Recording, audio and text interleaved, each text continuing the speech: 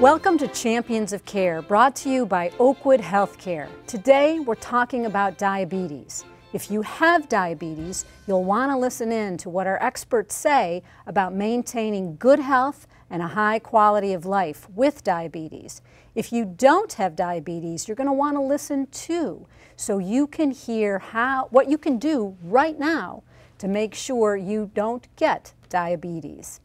With me in the studio is an endocrinologist who practices in Dearborn, Michigan. Please join me in welcoming Dr. Opata Alzohaili. Welcome. Thank you very much. Thank you for having me. Doctor. Thank you for saying the name right. You're very welcome. Please explain as basically and simply as you can, what is diabetes? It's a good start question. Diabetes, there's several kinds of diabetes. The common ones that we know, type 1 and type 2. Type 1 occurs in children, young patients. That's an autoimmune disease. Antibodies attack the beta cells in the pancreas, stop it from making insulin. When you stop making insulin, you have to replace it with insulin or beta cell transplant or pancreatic transplant or insulin pump. So that's an autoimmune disease. We don't know the exact etiology, but we know there's an increase of autoimmune disease. Our immune system makes mistakes by attacking the thyroid, the eyes, the joints, and causes different diseases. There's some familial incidence of this, but what happened, we don't know if it's virus or chemical or exposure, to make the immune system make mistake. That's type 1. Nothing you can do to prevent it. There's different trials of it trying to prevent it, didn't work. Type 2 diabetes is the most common. 90% of diabetes is type 2. This is when we see patients who are obese, who have family history of diabetes. Most of the etiology of type 2 diabetes is familial. If your father or mother or uncle or grandfather have diabetes, your risk of type 2 diabetes increases 4 times with every member in the family with diabetes. The bigger you get, the more diabetes you will have. And the etiology here is more of insulin resistant. Your pancreas make insulin, but not enough. The problem in type 2 diabetes, that the reason we can't control it because it's a multi-organ disease. Your liver produces a lot of sugar overnight. Your muscles cannot handle sugar very well. Your kidney cannot handle sugar very well. Your brain doesn't tell you when to stop eating. You're hungry all the time. Your belly fat, what they call the central fat, produce cytokines that make you insulin resistant and cause diabetes. So there's several multi-organ failure. That's why you can fix the pancreas, but you can't fix type 2 diabetes because it's a problem almost in every single organ in your body involved with type 2 diabetes. So you've explained type 1 is more hereditary, and we tend to see that in children. But that type 2, can we do things to prevent it in the first place? Yes, just correction, type 1 is not, we see it in children, it's autoimmune, but it's not familial. It's type 2 is actually the familial. Okay. The risk factor comes, so knowing that you can prevent type 2, unfortunately type 1, nothing you can do to prevent it. If you have a family member with type 1, your risk may increase just slightly, but nothing again you can do to prevent type 1 because it's an autoimmune mistake by the immune system. Unless genetic therapy improves the next 10, 15 years, that we can go to the gene and the antibody that attack beta cell and stop it, really nothing we can do. But for type 2, it can be prevented. You know that you are at risk of type 2 diabetes by first ask your family. If you have family member with diabetes, you are at risk. Second thing, look at your belly. If your belly extending out, you are at risk of type 2 diabetes. If you look at your neck and you see darker skin called acanthosis nigricans, or if your child have that, or if your child have a little belly start hanging out, that's the biggest risk of type 2 diabetes. Obesity, lack of exercise, and poor eating habits are the main risk factors for type 2 diabetes. So you can have family history, but that doesn't mean you will get it. If you behave, if you exercise, if you eat right, eat all the right stuff, you could prevent diabetes from happening all your life. But if you don't, you will get it. Doctor, why, in your opinion, are we seeing such an increase in diabetes in the last 10 to 20, 30 years? We see where obesity increase. All the state has the highest obesity are the one that has the highest type 2 diabetes. We look at our children now, or we compare how we used to eat now with our activity. We are less active now than we do before. Our activity when we were young is mostly outside, exercise, running, doing different kind of sports. Most activity for children now is sitting at home playing different games. So the amount of activity we do are much less, And the type of food, not only the amount of food, about super size it, but also the type of food we eat now is full of different fortified and enriched food that is full of, for my opinion, full of toxins for the body. So these toxins eventually get from generation to generation. All these toxins for children are the one causing the obesity.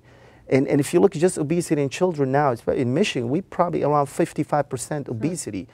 You're talking 50% of these kids will end up diabetic very soon. Now we have type 2 diabetes in 7, 8 years old kids. We never heard of this before. It used to be you don't get type 2 till you're 30. But now we see it in 7 and 8. 25% of type 2 diabetes in, 25% of diabetes in children now is type 2 because of obesity. I think that's the main risk factor. We're not active and our eating habits are horrible.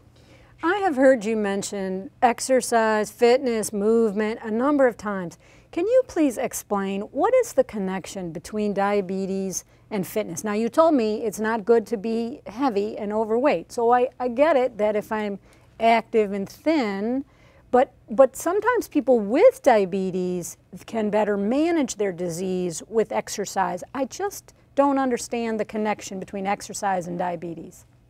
It's very complex relation. With type 1 diabetes, we talked about the pancreas not making enough insulin. Exercise may help control it, but doesn't really do much. It is the type 2 that exercise will help. And we have two kinds of exercise. We have aerobic exercise that you run and you do whatever you want to do at home. Aerobic exercise help you lose weight, get rid of some of the fat. But we're realizing more and more now that weightlifting, muscle building, I mean, not muscle building to be a Lions player, but muscle building to a way increasing the muscle mass. You can increase the muscle mass in any muscle in your body, any form of exercise. It will increase the muscle mass. The muscles need insulin to bring the sugar into the muscle to be burned and used. If we're not active and our muscle mass is getting smaller and smaller, these muscles don't use sugar that much. Then the insulin has to be produced at a much higher rate to kill that sugar, to burn that sugar. So exercise, if you add the aerobic to help decrease the fat mass in your body, and weightlifting and muscle building to increase the muscle mass, you can not only cure type 2 diabetes, you can prevent it, and if you have it, you can make your sugar a lot better controlled using a lot less medicine and have a lot less complication. We know now from American Heart Association that muscle building exercises are a part of also people who have heart attacks. So you can actually do this to prevent heart disease. So there are things you can do once you find out you have a diagnosis of diabetes. Let's talk about some of those signs and symptoms that may give our viewers a hint they may have diabetes. What does it show up like? Unfortunately, diabetes doesn't have a lot of symptoms. If you have very high sugar, the symptoms come only late in diabetes. When your sugar are 300 or more, then you are thirsty, you go to the bathroom a lot, you start losing weight, you start having itching, you lazy and tired 2 hours after meals. That's one of the early signs.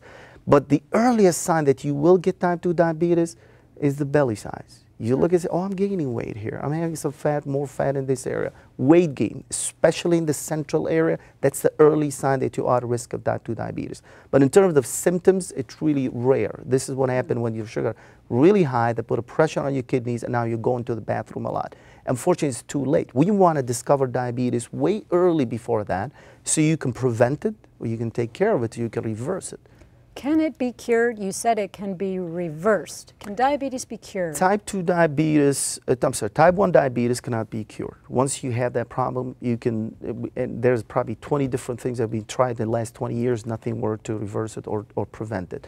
Type 2 diabetes, if you catch it very early in the process and you change your eating habits, you exercise, you build some muscle mass, you can cure diabetes. You can go 10, 15, 20 years without worrying about your sugar. Once you have it advanced, that your sugar now running in the 200 to 300, unfortunately it cannot be cured, but again, can be controlled. One of the misconceptions about type 2 diabetes or diabetes, people think that it's a death sentence. Oh, I got diabetes. Oh my God, I'm done for the rest of my life. You can control your diabetes. I saw a patient who had diabetes for 75 years. Her sugar was perfectly controlled. Her eyes are perfect. Her kidneys are perfect. Her feet are perfect. That's not the norm. We usually see people like give up on diabetes and they start getting the complications in their eye and their kidneys and the nerves and the heart, and they say, well, nothing you can do about it. That's absolutely wrong. Once you have it, if you behave, if you listen to your doctor, take the medicine, exercise, eat right, you can prevent all the complications. All what it comes is a number. You have diabetes, but if it's not causing any complications, you'll have beautiful, normal life. I'm so glad to hear you say you can have a beautiful, normal life. Coming up in our show, we're going to talk even more about how to manage diabetes, but I want to thank you, Dr. Opada Alzo-Haley, for being with us today. You're an endocrinologist. You have offices in Dearborn. That makes you an expert on diabetes, and we're so grateful to have you with us today. Thank you for having me. When we return, we'll talk with a podiatrist about diabetes-related issues and the feet. Stay with us. I run, I play, I test 5 times a day. I'm constantly asked, what is your number? Each time hoping it's right. I'm awakened by finger pricks in the middle of the night. It wasn't even my fault. Genetics, virus, or some unknown cause. I feel a cure is near. I can almost hear the applause. My life is otherwise normal thanks to the support of research, family, and friends. Join our efforts with your support. It's time for diabetes to end. Please, help us stop diabetes.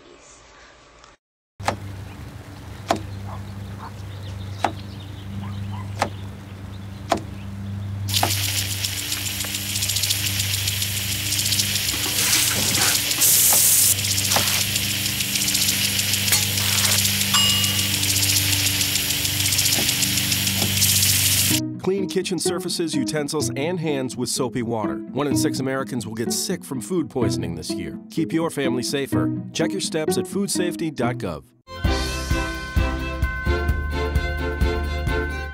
Welcome back to Champions of Care, brought to you by Oakwood Healthcare. Today, we're talking about diabetes. And in this segment, we're going to focus on diabetes' effect on the extremities, particularly the feet. I'd like to introduce you to Dr. Debbie Woody. Hi, doctor. Hi, nice to meet you. Nice to meet you. You're a podiatrist. You have offices in Taylor, and you also practice at the Wound Care Center at Oakwood Heritage Hospital, which has what we call a hyperbaric treatment center. Is that correct? Yes, it is. Great. Well, thank you so much for being with us. And I'd like to start off right off the bat and ask, why do diabetics have foot problems? The simple one-word answer is the word neuropathy. They develop neuropathy, which is a lessening of the ability of the nerves of the body to function and work. There's 2 main types of neuropathy. One is autonomic, which are the nerves that work automatically without any conscious sensation. Those control muscle and foot structure. So when patients develop autonomic neuropathy, they get weakness to their muscle, which causes structural changes such as hammer toes, claw toes. And these are important because it creates pressure points. Also, autonomic neuropathy results in dry skin, which makes the skin less able to hold up against friction and torsion and different pressures against it. Along with that, you also get what's people more familiar with is the sensory neuropathy, or the numbness associated with diabetes.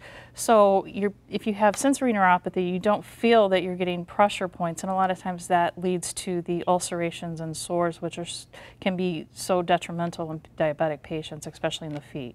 And you brought a photo to show us, because oftentimes injuries or wounds do show up on the feet. What's going on here?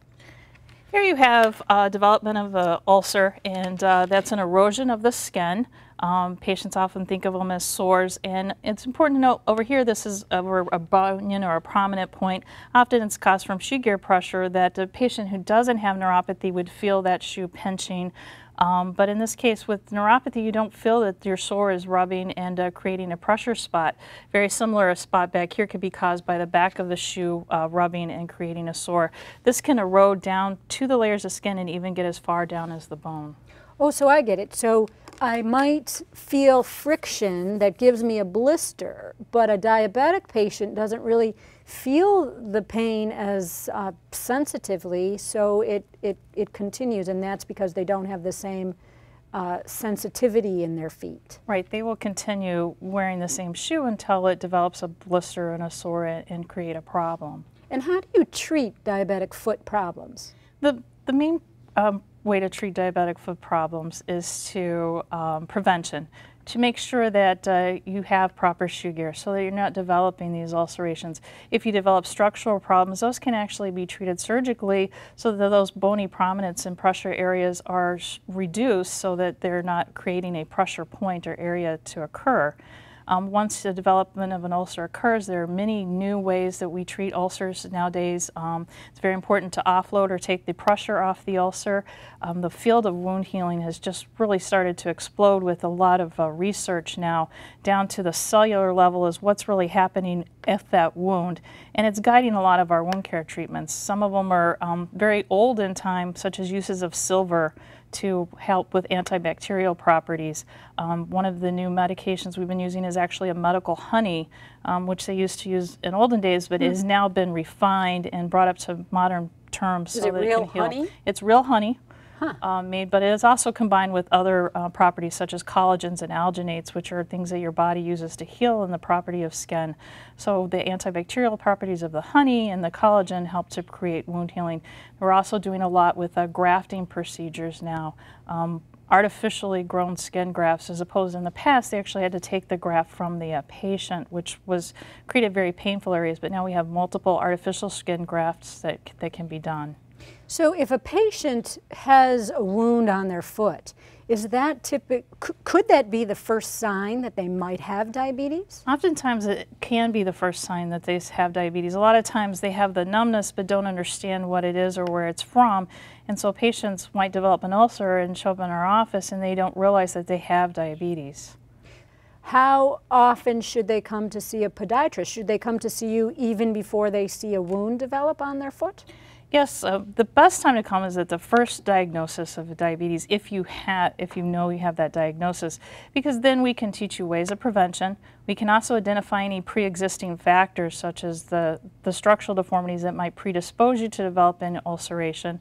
And it's very important because then you also develop a relationship with your physician. So if you do have any adverse effects such as an ulceration, or you're comfortable with that physician, you've developed a relationship so you can work together as a team to treat and heal your ulcer. Now you mentioned the team of physicians that help a person with diabetes.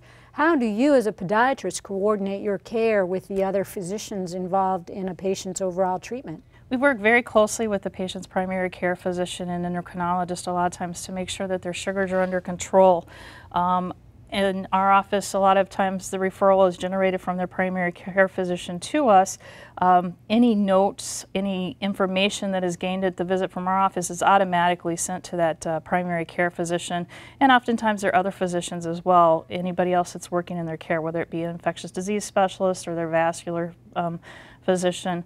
Also with Oakwood, they have such a great electronic medical record system that I have immediate access in my private office to any of the laboratory or diagnostic tests that have already been done by their physician. That allows me to provide more immediate care instead of waiting for another result. It also prevents me from doubly ordering something that's been done before. What is it about wounds on diabetic patients that make them difficult to heal, and what's the connection to this hyperbaric treatment that you also have expertise in? The diabetes, the high blood sugars affect and change every system in the body, from affecting the nerves to affecting your vascular system. It also affects the cells in your body and the way they heal together. That's why a person without diabetic can get a sore and they'll heal it quickly, but with diabetes your body doesn't have the proteins and the enzymes and the factors that work properly together in order to heal that. And then it's compounded by the fact that you can constantly re-injure that area due to the increased pressure that you're not feeling from the neuropathy. Hyperbaric medicine helps because it actually increases the amount of oxygen at the wound in order to allow things to heal. Ah, and oxygen heals. Yes. So if there is a viewer watching today who suspects they might be diabetic or they know they're diabetic, what's the single biggest piece of advice you have for that viewer about foot care? The most important thing is if you suspect you're diabetic, make sure you follow up with your primary care physician so that they can evaluate and determine if you have diabetes. As far as foot care is concerned, prevention obviously is the key. You want to make sure that any problems you have are identified and are prevented.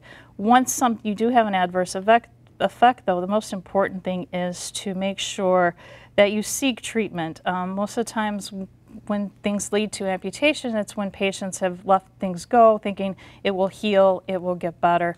And a lot of times these things cannot improve just on their own. Well, I want to thank you for being here. You are an Oakwood Healthcare affiliated podiatrist, and you have offices in Taylor. If people want to find out more about you, they can go to oakwood.org, but are you accepting new patients? Yes. Great, great. Well, I sure hope someone who hasn't seen a podiatrist will pick up the phone and give you a call. Thank you so much for being with us today. Thank you for having me. We've been talking about foot care for diabetics with Dr. Deborah Woody. In a minute, we're going to talk about eye care for people with diabetes. So stay with us. And if you'd like to learn more about any of the physician experts who you've heard from today, check them out on oakwood.org or call 1-800-543-WELL. We'll be right back. How you doing? My name's Steve. My family's lived in this neighborhood for years. Recently, things got so tight, we had to go to our local food bank for help. I lost a lot of sleep worrying about what the neighbors might think. That is until I saw them there, too. How'd I do, Steve? A little stiff. You could have done a little better. What? Come on. You know, I have an Academy Award. Yeah, but not for playing me. Play a role in ending hunger. Visit feedingamerica.org/hunger and find your local food bank.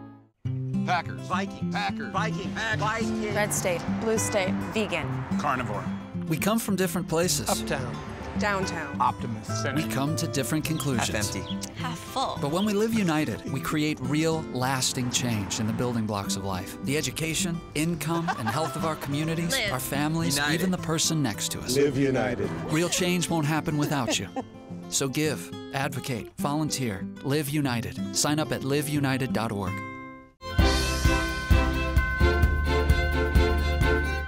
Our Champions of Care reporter, Lisa Piers, visits an Oakwood-affiliated ophthalmologist to understand how diabetes affects eye health. Thanks, Mary. We're in the Dearborn offices of Dr. Ashish Tiwari, an Oakwood-affiliated ophthalmologist and retina specialist. Dr. Tiwari is also the director of retina services at Kresge Eye Institute. He'll be talking about how diabetes impacts eyesight and what someone with diabetes can do to preserve their vision and maintain good eye health. Diabetes is a disease of blood vessels. It affects blood vessels throughout your body. It affects your heart, your kidneys, your brain, also your fingers and toes. Well, you have those same small blood vessels in your eyes. Diabetic retinopathy relates to bleeding and swelling in the back of the eye. So the best analogy is that the blood vessels that are in the back of the eye, that are in the retina, are like the pipes in your basement. So those pipes can sometimes spring a leak. And the main goal in trying to treat diabetic retinopathy is to try to seal those leaks. So it's really important that if those leaks are found early enough, the less damage you'll have. Patients can typically have blurry vision, or in some cases may not have any change in vision at all. And that really underscores the need to get in for a yearly exam, because if the problem is caught early enough, something can be done about it. If it's caught at a later stage, it's hard to reverse a lot of the changes from diabetes. The main way we try to seal these leaks is with laser treatment. And this is a fairly straightforward procedure that's done right in the office. We do some testing in the office that allows us to find out where these blood vessels are leaking from, and then using laser that's focused exactly on those leaking spots, we seal that area. In some cases, that's enough to preserve a patient's vision. In some cases where there is still some residual swelling that's there, we have to do some other things, which can involve putting medicine in the eye. In some cases, when diabetic retinopathy progresses and you get a lot more bleeding in the back of the eye, we oftentimes have to do surgery to try to remove the blood from inside of the eye. And once that blood is removed, we can do laser treatment to try to seal again those leaking areas. The most important statistic is that the longer you have diabetes, the higher risk you have of developing diabetic retinopathy. But with good blood sugar control, there are many people who have perfect vision even into their later ages of life. If diabetic retinopathy goes untreated, there is a high risk for permanent loss of vision. And especially when this impacts people at a younger age, this can have long-lasting effects. The most important thing that people can do is obviously control blood sugar, but then also get annual eye exams. There's been an increasing amount of patients with diabetes and complications like diabetic retinopathy in the last few years.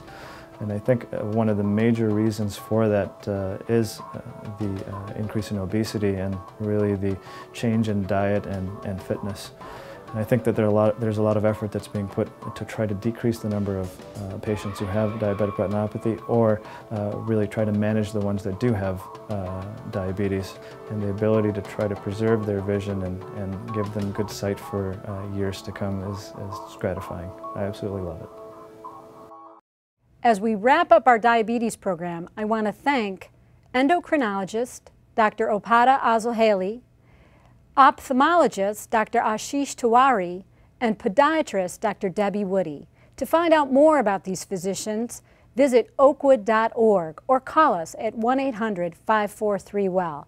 Thank you for watching Champions of Care. We'll see you next time.